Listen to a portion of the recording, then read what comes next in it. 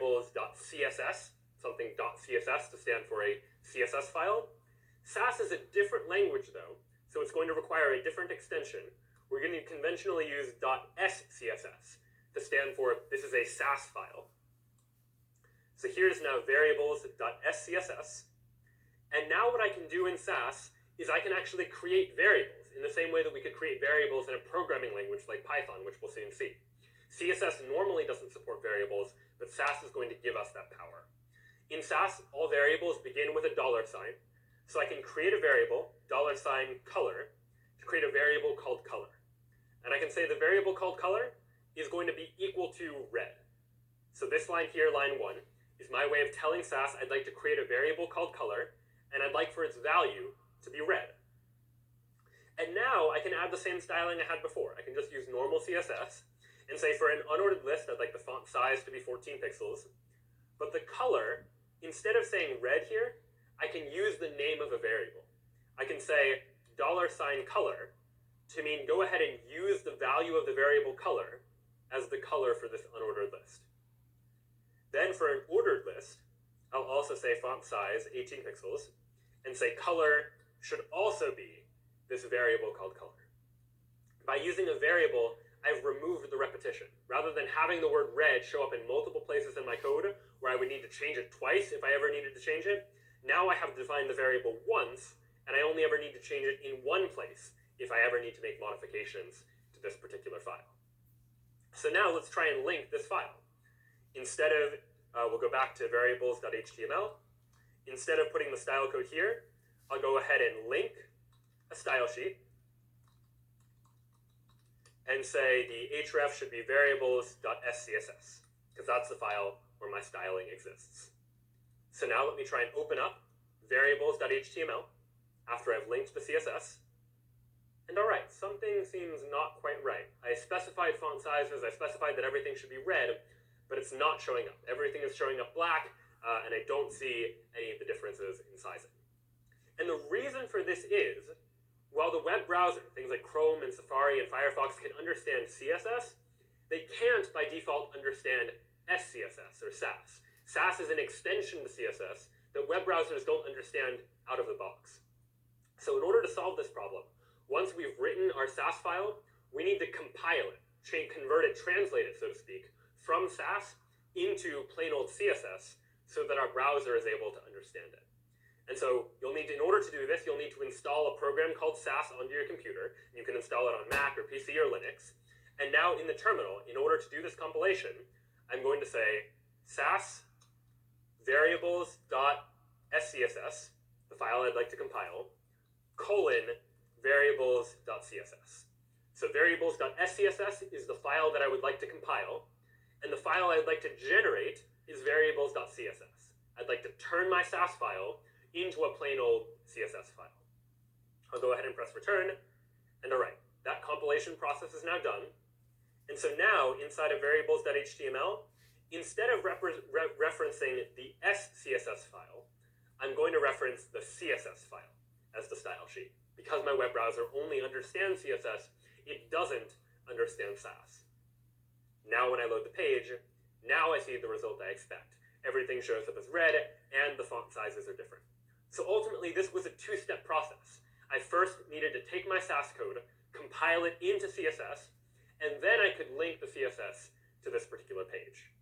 But the advantage now is that if ever I want to make some sort of change, I want to change the color, rather than change it in two places, or you might imagine in a more complex page, like tens or dozens of places, I just go to the SCSS file, and I change the color from red to blue.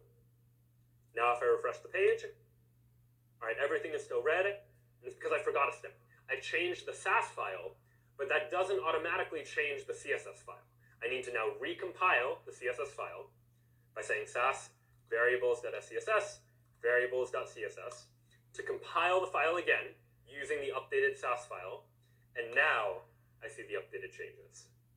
And if you're curious as what the updated file looks like, I can actually look at variables.css to see what code happens to be there, and though it's styled a little bit strangely, you can see that I have a UL with a font size of 14 and a color of blue, so they've substituted the word blue for this variable, and they've done the same thing for ordered lists as well. Now, in practice, it's going to be pretty annoying if I'm building a web page, building using Sass, if I constantly need to go back and recompile my Sass into CSS every single time. What I'd like to do is just automate that process, and Sass makes it easy to do this. I can just say Sass -- watch variables.scss, variables.css. And what that's going to do is now you see Sass is watching for changes. Sass is going to monitor the variables.scss file. And if ever I change my Sass file, Sass is going to know about it, and it's automatically going to recompile the corresponding CSS file. And you can do this not just with single files, but entire directories as well if you have multiple different Sass files. So now, what I can do is if in the variables.scss file, I change the color. Instead of blue, I now want it to be green, for example. I now save the variables.scss file. And now, without doing anything, take a look at my terminal. Sass detected a change to variables.scss, so it gave me a new version of my original CSS file. If I go back to my web browser now, refresh the page, now all of the text is green, as I would expect it to be.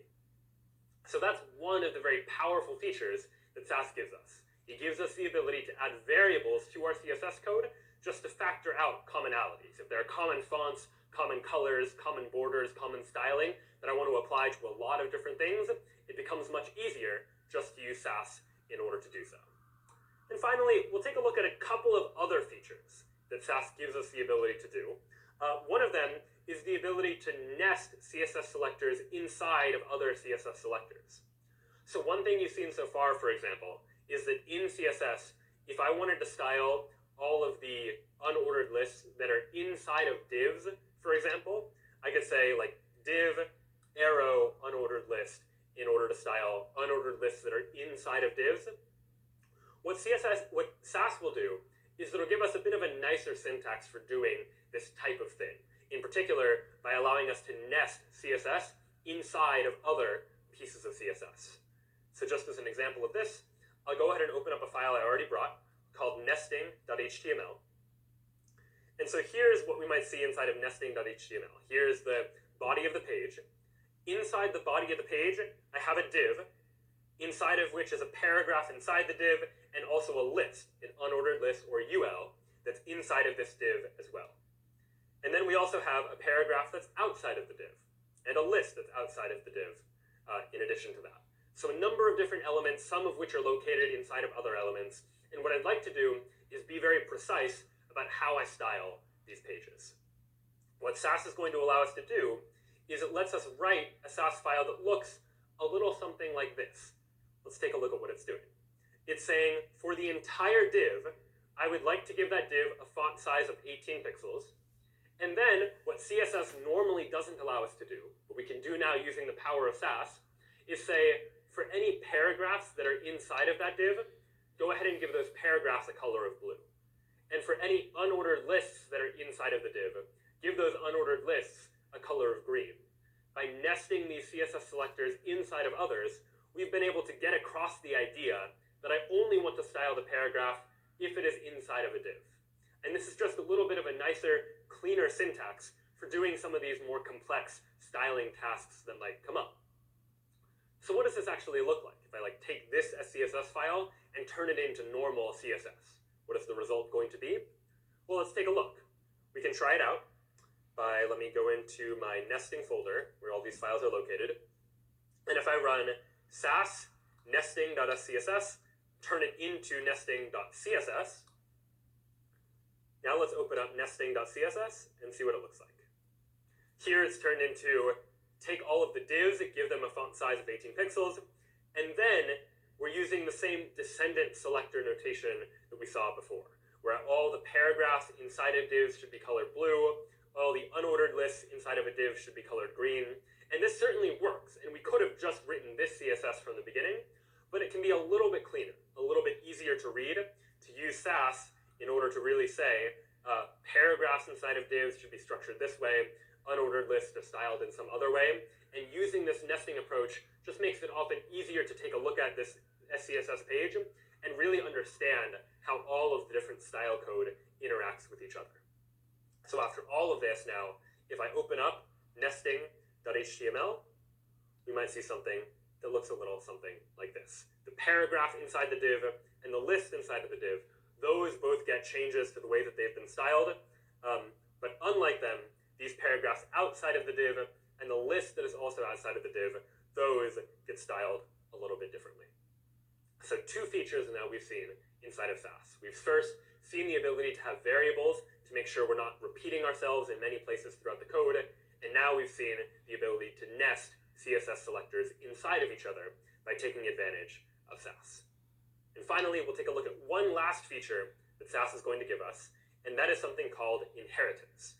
If we have certain CSS selectors that are related to other CSS selectors, but that are maybe adding some additional information. And in this case, I'm actually going to show you the finished product first. So let's go into inheritance, and let me open up inheritance.html. And here you see, I've tried to almost implement Bootstrap style alert messages in HTML. I have a success message up at the top, a warning message, and then an error message. And each of these messages, you'll notice, are styled differently. In particular, they're each a different color. But despite that, they share a lot in common. They share a common border, they share a common font, they share a common size, and many other properties are all shared between these elements. There are just some things that are a little bit different about them. I could have written 3 different CSS selectors to deal with all of these cases, but there might be some repetition there. So here's what I can do by taking advantage of the features that Sass gives me. Let me go ahead and look at inheritance.scss to look at the code for doing this. And it looks a little bit cryptic at first, but here's what I've defined. I've here defined using a % sign that this is what a generic message is going to be, something that I can extend later to add additional information to.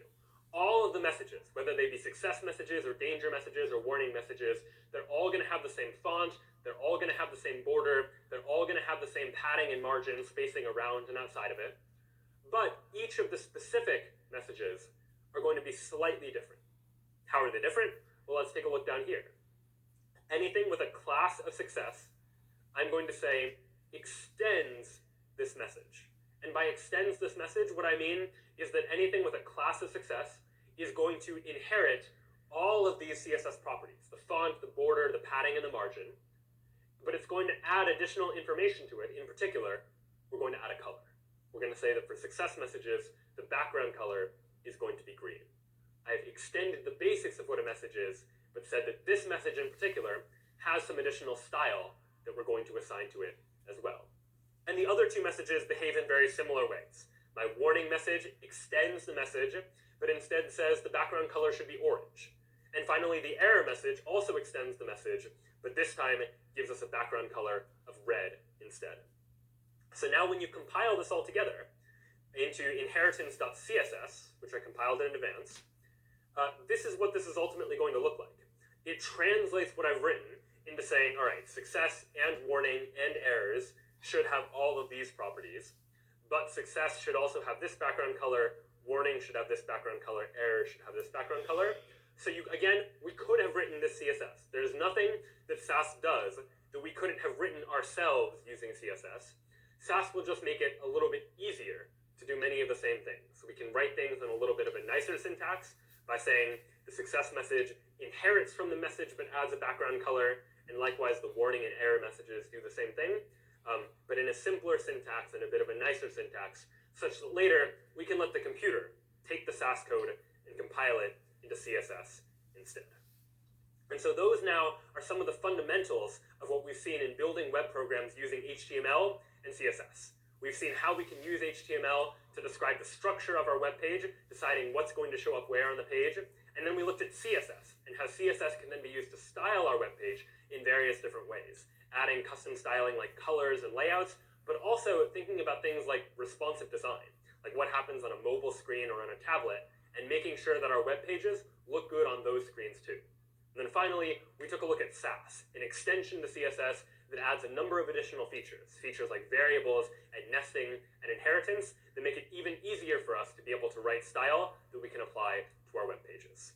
From there, we're going to be transitioning now to looking at how we can use HTML and CSS in larger web applications as we begin to incorporate other tools like Python and JavaScript and other languages and frameworks altogether. So this is web programming with Python and JavaScript. We'll see you next time.